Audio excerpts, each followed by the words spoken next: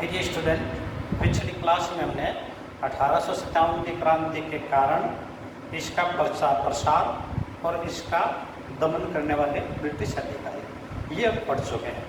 आज हम ले रहे हैं 1857 की क्रांति का स्वरूप। 1857 की क्रांति का स्वरूप महत्वपूर्ण है। आजकल जो एग्जाम में प्रश्न पूछा जाता है वो स्वरूप को लेकर के ज़्यादा इम्पोर्टेंट है, इससे ज़्यादा पसंद आते हैं। स्वरूप 1857 की क्रांति क्या था, इसका स्वरूप, इसको लेकर के इतिहासकारों में मतभेद है। इतिहासकार बटे हुए हैं, जैसे पाश्चात्य इतिहासकार हैं या अंग्रेज इतिहासकार हैं, यूरोपीय इतिहासकार हैं, ईसाई इतिहासकार हैं। उन्होंने 1857 की क्रांति के स्वरूप जो बताया वो बताया स्वार्थपूर्ण सैनिकों का विद्रोह। स्वार्थपूर्ण सैनिकों का विद्रोह ये पाश्चात्य विद्वानों का मत था। भारतीय जो मत है जिनमें सबसे महत्वपूर्ण और प्रथम जो व्यक्ति थे वो थे वी.डी. सावरकर। वी.डी. सावरकर प्रथम व्यक्ति थे जिसने 1857 की क्रांति को भारत का प्रथम स्वतंत्रता संग्राम बताया। अच्छा, इस स्वरूप को लेकर के मार्क्सवादी जो इतिहासकार हैं उनका अलग ही मत है। मार्क्सवादी इतिहासकार क्या करे हैं? मार्क्सवादी इतिहासकार करे हैं ये सामंतों के विरुद्ध किसानों, मजदूरों आदि का संघर्ष था। तो इसके स्वरूप को लेकर के मतभेद है। काफ़ी इतिहासकार हैं जिनके मत हैं, पर हमें एग्जाम की दृष्टि से 4 इतिहासकारों के अक्सर जो एग्जाम में आते हैं वो खूब ही महत्वपूर्ण मत हैं, वो मत हमें करने हैं। एक बार आप सभी बोर्ड का स्क्रीनशॉट या बोर्ड को अपने नोट्स में लिख लें। देखें, 1857 की क्रांति का जो स्वरूप था, पाश्चात्य इतिहासकारों की चर्चा की, उनमें एक मत है सर जॉन सिले। सर जॉन सिले ने कहा कि 1857 की जो क्रांति थी वो क्या थी? ये स्वार्थपूर्ण सैनिकों का विद्रोह था जिसका कोई देशज नेतृत्व नहीं है। तो हमें स्पष्ट हो गया, जॉन सिले कह रहा है स्वार्थपूर्ण सैनिकों का विद्रोह था। एक इतिहासकार है अंग्रेजी पाश्चात्य इतिहासकार टी.आर. होम्स, वो क्या करे हैं, यह सभ्यता और बर्बरता के मध्य संघर्ष था। सभ्यता, यूरोपीय सभ्य और हम बर्बर, मतलब सभ्यता और बर्बरता के मध्य संघर्ष था, ये बताया टी.आर. होम्स ने। अब एग्जाम की दृष्टि से वेरी वेरी इंपॉर्टेंट है, इसको 4 बार इंपॉर्टेंट लगा देंगे। Very very very important. VD. Savarkar.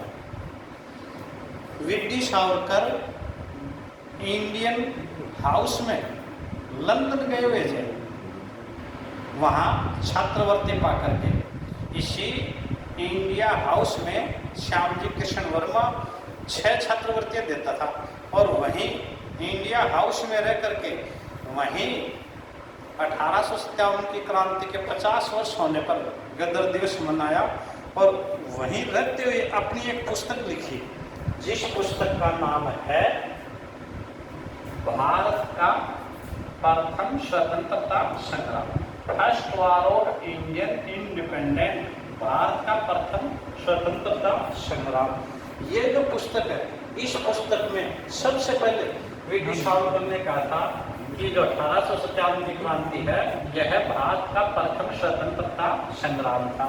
तो याद रह जाएगा, सबसे प्रथम व्यक्ति वी.डी. सावरकर थे जिन्होंने 1857 की क्रांति को भारत का प्रथम स्वतंत्रता संग्राम बताया है। इनके बाद में बहुत से इतिहासकारों ने 1857 की क्रांति को प्रथम स्वतंत्रता संग्राम बताया, जैसे अशोक मेहता। अशोक मेहता इन्होंने भी स्वतंत्रता संग्राम बताया। ईश्वरी सिंह, इन्होंने भी स्वतंत्रता संग्राम बताया। एस.बी. चौधरी इतिहासकार ने भी स्वतंत्रता संग्राम बताया। और सबसे महत्वपूर्ण है वी.डी. सावरकर। ये भारत का प्रथम स्वतंत्रता संग्राम था और ये पुस्तक है, ये लंदन में लिखी गई थी। भारत का प्रथम स्वतंत्रता संग्राम पुस्तक लंदन में लिखी गई थी। ये पुस्तक गुप्त रूप से भारत में भेजी गई थी, पेपरविक्स के नाम से।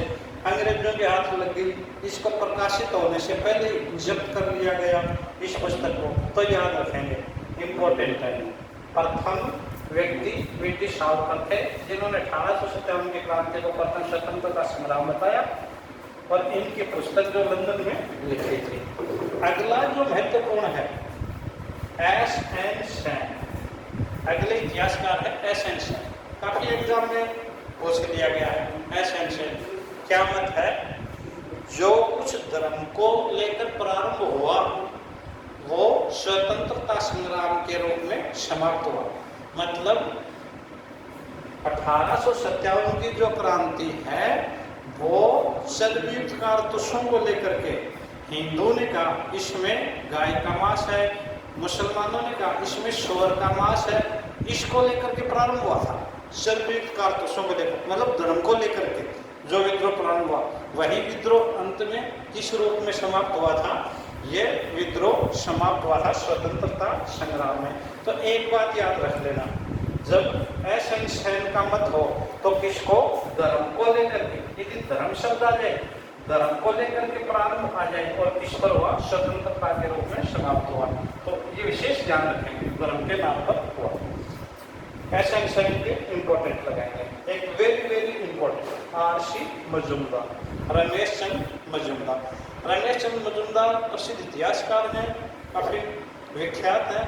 इनका जो कथन है वो क्या है? तथाकथित प्रथम राष्ट्रीय संग्राम न तो पहला ही, न ही राष्ट्रीय और न ही स्वतंत्रता संग्राम था। कि जैसा कहा जाता है 1857 की क्रांति भारत का प्रथम स्वतंत्रता संग्राम था कथित, वो न तो पहला ही था, न ही राष्ट्रीय था, न ही स्वतंत्रता संग्राम था। मतलब क्या है? नहीं आई तो कौन हो गया? आर.सी. मजूमदार। इसको याद कर लोगे, आर.सी. मजूमदार। नहीं तथाकथित प्रथम राष्ट्रीय संग्राम न तो पहला ही था और न ही राष्ट्रीय न स्वतंत्रता संग्राम था। एक अगला इम्पोर्टेंट, वेरी वेरी इंपॉर्टेंट, काफी बार एग्जाम में पूछा जाता है।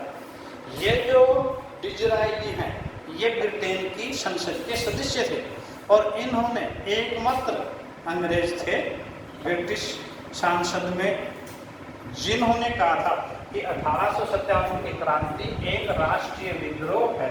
तो याद करेंगे, एकमात्र ब्रिटिश सांसद जिसने 1857 की क्रांति को राष्ट्रीय विद्रोह कहा, ये थे डिज़रायली। ये थे महत्वपूर्ण। इनके अलावा और भी हैं, पर हम महत्वपूर्ण कर रहे हैं कथन। देखो क्या, कौन सा याद करोगे आप? सबसे पहले जॉन शिंदे। जॉन शिंदे क्या कहता है? स्वार्थपूर्ण सैनिकों का विद्रोह, ज्यादा महत्वपूर्ण नहीं। दूसरा था British Savarkar, very very important जो करना है। भारत का प्रथम स्वतंत्रता संग्राम बताया, पुस्तक का नाम था first war of Indian independence.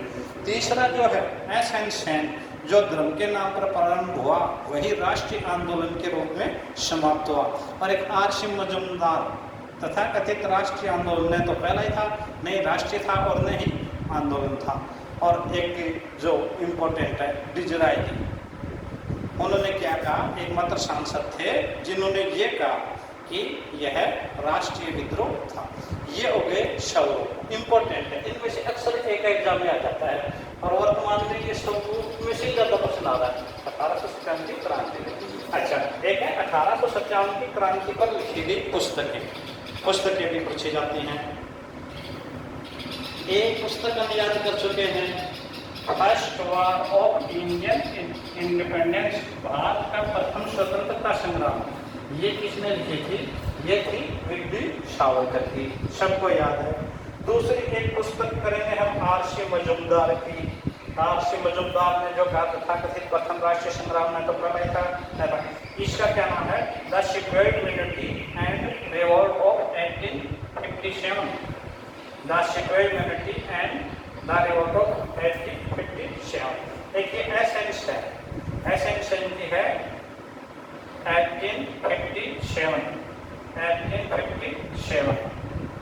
एक प्रश्न और अक्सर आता है कि 1857 की क्रांति का सरकारी इतिहासकार कौन था? सरकार ने कहा था इसका इतिहास लिखने के लिए, तो 1897 की सरकारी इतिहासकार कौन था? एस.एन. सेन था। एस.एन. सेन 1897 की क्रांति का सरकारी इतिहास। एक है अशोक मेहता। अशोक मेहता है द ग्रेट रिबेलियन 1857। यदि 1857 शब्दों में आ जाए, 1857 शब्दों में आ जाए तो लिखेंगे एस.एन. सेन, और ये आ जाए द ग्रेट रिबेलियन 1857 तो करेंगे अशोक मेहता। ये थी 1857 की क्रांति से संबंधित पुस्तकें। अब हम आगे लेते हैं 1857 की क्रांति का स्वरूप। 1857 क्रांति का अब 1857 की क्रांति के परिणाम। 1857 की क्रांति के परिणाम क्या हुआ? 1857 की क्रांति अंग्रेजों के द्वारा दबा दी गई। भारतीय जिस उद्देश्य को लेकर के चले थे, स्वतंत्रता प्राप्ति के लिए, अंग्रेजों को देश से बाहर निकालने के लिए, परंतु यह उद्देश्य असफल रहा। पर हाँ, एक इम्पोर्टेंट है, 1857 की क्रांति को भारत का आज़ादी के लिए जो राष्ट्रीय आंदोलन चला उसमें बड़ा महत्व है। तो एक तो परिणाम यही हो गया, 1857 की क्रांति ने भारत के राष्ट्रीय आंदोलन में महत्वपूर्ण योगदान दिया। इससे हम प्रेरणा पाते थे। और 1857 की क्रांति का क्या परिणाम हुआ? एक सबसे पहला इम्पोर्टेंट परिणाम, भारत में से ईस्ट इंडिया कंपनी का शासन समाप्त हो गया। अब तक भारत पर जो शासन था ईस्ट इंडिया कंपनी का था, जिसमें बोर्ड ऑफ कंट्रोल वो ब्रिटिश सरकारी सदस्य थे, परंतु अब ईस्ट इंडिया कंपनी का शासन समाप्त हो गया। आपको बता दें, ये जो ईस्ट इंडिया कंपनी का शासन समाप्त हुआ, इसके लिए ब्रिटिश सरकार एक अधिनियम लेकर के आई थी। और वो अधिनियम कौन सा था? भारतीय परिषद अधिनियम 1858। इस अधिनियम के द्वारा भारत में से ईस्ट इंडिया कंपनी का शासन समाप्त हो गया। अब इसके स्थान पर किसका शासन कर दिया? अब भारत ब्रिटिश ताज, ब्रिटिश क्राउन या ब्रिटिश साम्राज्य के अधीन कर दिया। अब भारत की जनता किसके अधीन होगी या भारत किसके अधीन होगा? ब्रिटिश ताज या ब्रिटिश क्राउन के। इम्पोर्टेंट है, ईस्ट इंडिया कंपनी का शासन समाप्त और उसके स्थान पर अब हो गया ब्रिटेन का सम्राट। आजकल जो कोरोना वायरस जो चल रहा है, तो वो कोरोना इस क्राउन से बना है। उसकी मुकुट की आकृति है कोरोना की। कोरोना जो शब्द भी यही क्राउन से लिया गया है। तो अब भारत किसके अधीन हो गया? ब्रिटिश क्राउन के अधीन। एक इम्पोर्टेंट पर्सन है गवर्नर जनरल का। भारत में ब्रिटिश सत्ता का सर्वोच्च अधिकारी गवर्नर जनरल था। उस गवर्नर जनरल के पद का नाम बदलकर गवर्नर जनरल एम वाइसराय कर दिया। गवर्नर जनरल एम वाइसराय कर दिया। एक एग्जाम में प्रश्न पूछा था, भारतीय परिषद 1858 के अधिनियम के द्वारा या 1857 की क्रांति के बाद गवर्नर जनरल के पद का नाम बदलकर क्या कर दिया? फर्स्ट ऑप्शन में था केवल वाइसराय, दूसरे में था सम्राट, तीसरे में था गवर्नर जनरल और चौथे में था गवर्नर जनरल एम वाइसराय। तो अब क्या कहोगे? याद रखना, इम्पोर्टेंट है। अक्सर गलत भी होता है, अक्सर हम केवल वाइसराय करते हैं, पर पूरा पद का क्या नाम था? गवर्नर जनरल एम वाइसराय। तो पद का नाम बदल के क्या कर दिया? Governor general viceroy. एक इम्पोर्टेंट क्वेश्चन है, भारत के प्रथम गवर्नर जनरल एम वाइसराय कौन बने? ये लॉर्ड कैनिंग। ये जो गवर्नर जनरल थे, इन्हीं को फिर बाद में गवर्नर जनरल एम वाइसराय का पद दे दिया गया लॉर्ड कैनिंग को। अभी हम इनको महत्व प्रसिद्ध वाइसराय शब्द हुआ, बाकी पदनाम वाइसराय नहीं था, याद रखोगे। पहला था वाइसराय, पर पदनाम था गवर्नर जनरल एम वाइसराय। ये हो गया लॉर्ड कैनिंग। अब देखो आगे क्रांति के बाद ब्रिटिश ताज के अधीन देने के बाद में अंग्रेजों ने किस तरह की शासन पद्धति भारत को क्राउन के अधीन किया। तो इस समय क्या कर दिया? उस समय भारत की एक तो था भारत पर जो शासन किया जाता था board of control. Board of control, ये ब्रिटिश सरकार का था, ब्रिटिश मंत्रिमंडल के सदस्य थे और ये देखता था राजनीतिक मामले, कंपनी के राजनीतिक मामले। ये क्या था? बोर्ड ऑफ डायरेक्टर्स, ये कंपनी के अंशधारक थे, अंशधारक।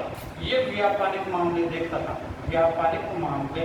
इन दोनों को मिला करके एक कर दिया, इन दोनों के जो अधिकार थे वो किसको दे दिए? अब बोर्ड ऑफ डायरेक्टर्स और बोर्ड ऑफ कंट्रोल के सभी अधिकार भारत सचिव को दे दिए। एक नया पद सृजित कर दिया गया 1857 की क्रांति के बाद में, और वो कौन सा था? भारत सचिव। अच्छा, ये भारत सचिव क्या था? ये ब्रिटिश मंत्रिमंडल का सदस्य होता था, ब्रिटिश मंत्रिमंडल का। और प्रथम भारत सचिव का पद किसे दिया गया? Lord Stanley. लॉर्ड स्टैनले, आपको ध्यान होगा, मैं एक उदाहरण देता हूँ, जैसे मार्ले मिंटो अधिनियम 1909, एक था मॉन्टेग्यू सेम्स, ये 1919। आपको बता दें, ये तो उस समय होता था भारत में 1909 गवर्नर जनरल एंड वाइसराय, ये तो भारत में रहता था मिंटो, और इधर ये सेम्स। पर ये मार्ले और मिंटो हैं, ये भारत सचिव थे, भारत सचिव। ये लंदन में बैठता था, लंदन में। तो ये आपको ध्यान, ये पद भारत सचिव का था।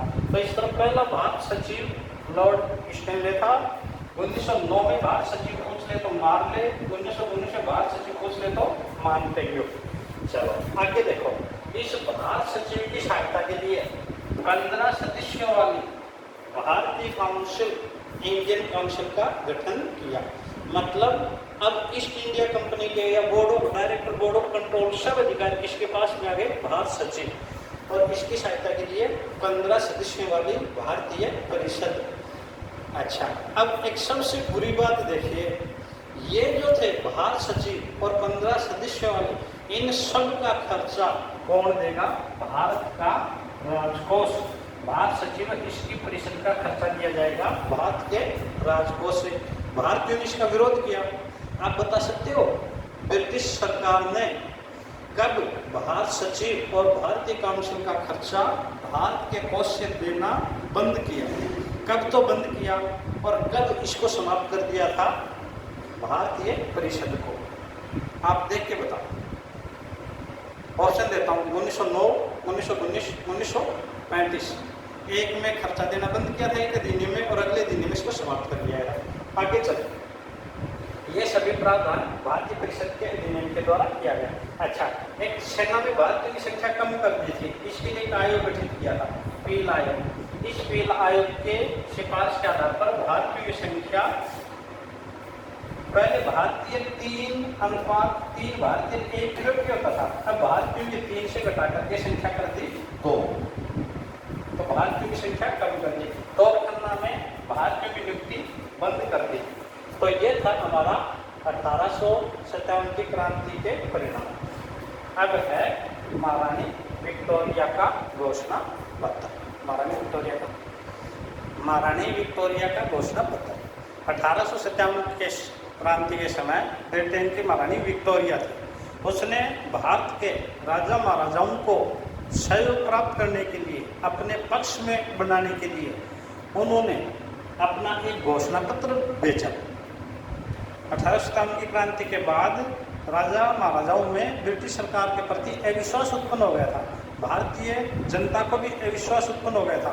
परंतु राजा महाराजाओं का सहयोग लेने के लिए जो घोषणा पत्र भेजा वो कहलाता है महारानी विक्टोरिया का घोषणा पत्र। खूब इम्पोर्टेंट है। इस घोषणा पत्र को कहाँ पढ़ा? इलाहाबाद में दरबार लगा है। इलाहाबाद उत्तर प्रदेश में बड़ा दरबार लगाया गया, जहाँ पढ़ा गया। कब पढ़ा गया? 1 नवंबर 1858 को। 1 नवंबर 1858 को। किसने पढ़ा? लॉर्ड कैनिंग ने। 3% महत्वपूर्ण हो गए। महारानी विक्टोरिया घोषणा पत्र कब पढ़ा गया? 1 नवंबर 1858। किस स्थान पर पढ़ा? इलाहाबाद दरबार में। पढ़ने वाला अंग्रेज अधिकारी कौन था? यह था governor general and viceroy Lord Canning. इस दरबार में, इलाहाबाद दरबार में महारानी विक्टोरिया को केसर के हिंद की उपाधि दी। केसर हिंद। महात्मा गांधी जी को भी अंग्रेजों ने केसरी हिंद की उपाधि दी थी। वो थी प्रथम विश्व युद्ध में सहयोग करने के कारण 1919 में दी थी, और ये दी जा रही है महारानी विक्टोरिया को। इस घोषणा पत्र में महारानी ने क्या कहा था? ये कहा था अब भारत में ब्रिटिश सरकार द्वारा साम्राज्य विस्तार नहीं किया जाएगा। मतलब राजा महाराजाओं, आपको ब्रिटिश सरकार से डरने की आवश्यकता नहीं है। अब ब्रिटिश सरकार किसी भी रियासत को ब्रिटिश साम्राज्य में नहीं मिलाएगी, मतलब साम्राज्य का विस्तार नहीं किया जाएगा। दूसरा क्या प्रावधान किया था कि अब राजा महाराजाओं को गोद लेने की अनुमति प्रदान की जाएगी। डलहौजी ने बहुत सी रियासतों का अधिग्रहण किया था ब्रिटिश साम्राज्य में गोद न देकर, तो गोद लेने की अनुमति प्रदान की जाएगी। तीसरा इसका पॉइंट था भारत के राजाओं के साथ ईस्ट इंडिया कंपनी ने जो संधि की थी वो उसको ब्रिटिश क्राउन भी मानेगा। और एक इम्पोर्टेंट अच्छी शर्त थी, सभी का मतलब बिना जातीय रंग भेद किए अंग्रेज या भारतीय या ईसाई देखे बिना भेदभाव के सभी को सरकारी पदों पर नियुक्ति दी जाएगी, पर ऐसा हुआ नहीं। तो इसमें एक प्रश्न ये भी पूछ लेते हैं, महारानी विक्टोरिया के घोषणा पत्र में क्या नहीं था? ये दे दे, 3 पॉइंट दे दे। चौथा पॉइंट दे दे कि सरकारी नियुक्ति में यूरोपियों का विशेष ध्यान रखा जाएगा, तो आप याद रखेंगे। तो ये हो गया महारानी विक्टोरिया का घोषणा पत्र। अब हमारा लास्ट है असफलता के कारण। 1857 की क्रांति के असफलता के क्या कारण थे? सुने, इसमें प्रश्न अक्सर कम ही आता है। 1857 एक तो योग्य नेतृत्व का अभाव था। उस समय भारत का शहंशाह बहादुर शाह जफर को घोषित किया गया था, 80 वर्षीय थे, तो एक योग्य नेतृत्व नहीं दे पा रहे थे बहादुर शाह जफर, एक का। दूसरा करता ये विद्रोह स्थानीय था, असंगठित था, सीमित क्षेत्र में था। इसमें प्रश्न बनता है, तो मुख्य प्रश्न ये बनता है कि ये क्षेत्र कहाँ का फैला था? ये देखो, ये फैला कहाँ था? दिल्ली में, कानपुर में, अवध में, आरा में, कुछ राजपूताना के छोटे से भाग में, ये थोड़े क्षेत्र में फैला था। अच्छा, इस क्षेत्र में किसने भाग नहीं किया था? देखो, पंजाब, सिखों ने विद्रोह को दबाने में सहयोग दिया। एक ये गोरखा रेजिमेंट विद्रोह को दबाने में सहयोग दिया। एक पूर्वी भारत इस समय पूर्णतः अलग रहा। एक दक्षिणी भारत, इन्होंने इस क्षेत्र में क्रांति नहीं हुई। तो एक तो ये था, थोड़े क्षेत्र में था। एक दूसरा, अंग्रेजों के पास योग्य सेनापति थे, जैसे John Nicholson, Hudson, Campbell, Hugh Rose, Outram. तीसरा, एक उनके पास अच्छे हथियार थे, एनफील्ड राइफल। अच्छा, एक प्रश्न आता है यहाँ नाना साहब का एक कथन आता है कि ये नीली टोपी वाली राइफल देख गोली चलाने से पहले मार देती है। तो इसका मतलब उनके पास अच्छे हथियार थे। ये नीली टोपी वाली राइफल गोली चलाने से पहले ही मार देती है। एक और, इस समय के राजा महाराजाओं ने अंग्रेजों का साथ दिया। जैसे हमने कथन किया था झांसी के समय, कैनी कहता है जब महारानी लक्ष्मीबाई और तृतीय टोपी ने ग्वालियर पर अधिकार किया, यदि सिंधिया भी क्रांतिकारियों के साथ हो जाता तो मुझे आज भी भारत छोड़ना पड़ता। मतलब राजा महाराजाओं ने अंग्रेजों का साथ दिया। एक कैनी का कथन है, राजा महाराजाओं ने तंगरोधकों का काम किया, नहीं तो हम ये एक विस्फोट में ही खत्म हो जाते। तो राजा महाराजाओं ने तंगरोधकों का काम किया।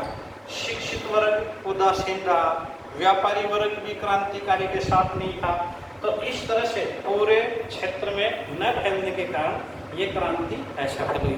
तो ये हमारा टॉपिक था 1857 की क्रांति। कल सभी 1857 की क्रांति को पूरा पढ़ लेंगे। इसके विभिन्न एग्जाम में जो आए हुए प्रश्न हैं, मैं अगली क्लास में आपको इसके प्रश्न देता हूँ, जिसको आप हल करोगे। धन्यवाद।